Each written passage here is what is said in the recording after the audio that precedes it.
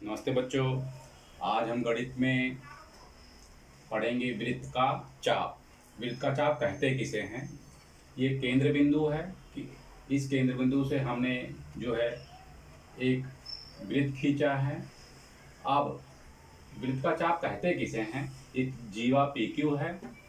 वृत्त के किन्हीं दो बिंदुओं द्वारा वृत्त का दो भागों में विभाजन हो जाता है।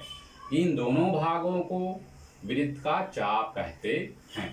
यानी ये दो बिंदु है, इन दो बिंदुओं द्वारा जब हम रेखा खींचते हैं तो दो भाग हो जाता है, विभाजन होता है और इन दोनों भागों में एक बड़ा चाप बनता है और एक छोटा चाप बनता है। इन्हीं दोनों भागों को हम वृत्त का चाप कहते हैं। अब हम देखते हैं चाप एक PQ है और दूसरा चाप PQ है। क्योंकि समझने के लिए कि कौन सा चाप हम बता रहे हैं, इस चाप के बारे में जानकारी ले रहे हैं, इस चाप के बारे में जानकारी ले रहे हैं, तो उसके बीच में एक बिंदु और रख देते हैं। एक R रखा और एक हमने S रखा। जब हम पढ़ेंगे तो चाप PSQ, तो इसका मतलब यही हम बता रहे हैं चाप PSQ। और चाप PRQ कर रहे हैं तो चाप PRQ, इस चाप के बारे में जानकारी ले रहे हैं। अब जब हम यहाँ से बात करेंगे, जीवा PQ है, तो जब हम इसे बोलेंगे चाप PSQ, तो हम चाप PSQ, तो हम इस चाप के बारे में जानकारी प्राप्त कर रहे हैं। चाप PSQ और दूसरा चाप है चाप PRQ। हम देखते हैं कि चाप PSQ छोटा दिख रहा है और चाप PRQ जो है बड़ा दिख रहा है। तो जो छोटा दिखता है उसे हम लघु चाप कहते हैं और जो बड़ा दिखता है उसे हम दीर्घ चाप कहते हैं। तो चाप PSQ जो होगा वो लघु चाप होगा और जो PRQ है वो दीर्घ चाप होगा। तो चाप PSQ जो है वो क्या है? लघु चाप। और चाप PRQ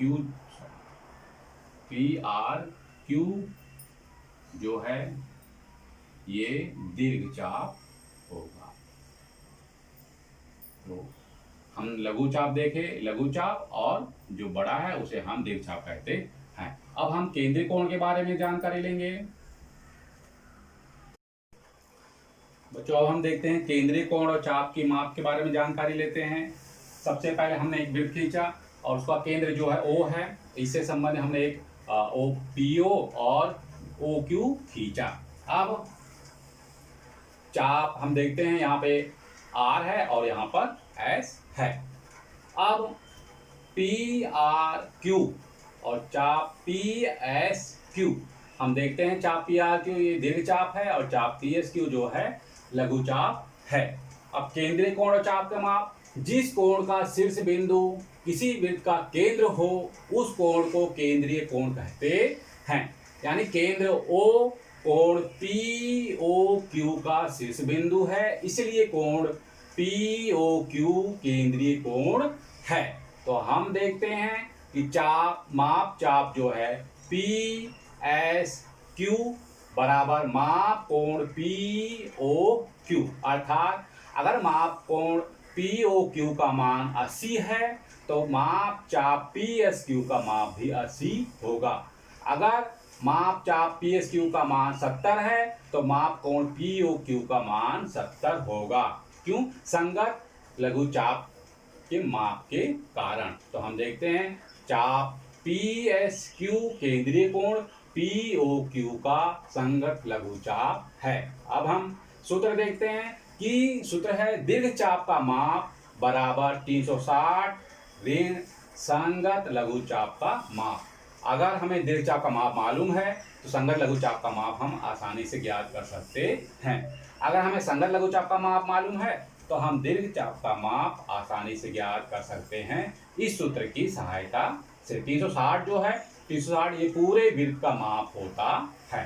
यानी वृत्त का माप जो हो वो 360 अंश का होता है। तो बच्चों आपको दीर्घ चाप और लघु चाप, इसके अलावा केंद्रीय कोण और चाप के माप के बारे में जानकारी प्राप्त हुई। अब इससे संबंधित मैं आपको प्रश्न दे रहा हूं। हम प्रश्नों को, उदाहरण को देखते हैं। अगला प्रश्न हम हल करेंगे। प्रश्न संख्या 43 का पहला प्रश्न है, यदि चाप ए एक्स बी तथा चाप ए वाई बी एक दूसरे के संगत चाप हों और माप चाप ए एक्स बी बराबर 120 है तो माप चाप ए वाई बी कितना होगा। तो हम देखते हैं वृत्त के संगत चापों के मापों का योगफल 360 होता है। वृत्त के संगत के मापों का योगफल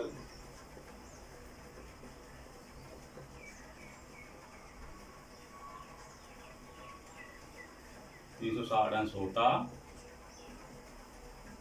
है। इसलिए माप चाप ए एक्स बी धन माप चाप ए वाई बी बराबर 360 अंश। अब हमें मान दिया है माप चाप एक्स बी 120 अंश है, हमने यहाँ लिख दिया, और माप चाप हमें ज्ञात करना है।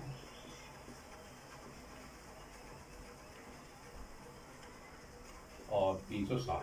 अब इसे हम यहाँ लेकर आएंगे, माप चाप ए वाई बी बराबर 360 ऋण 120। जब हम घटाएंगे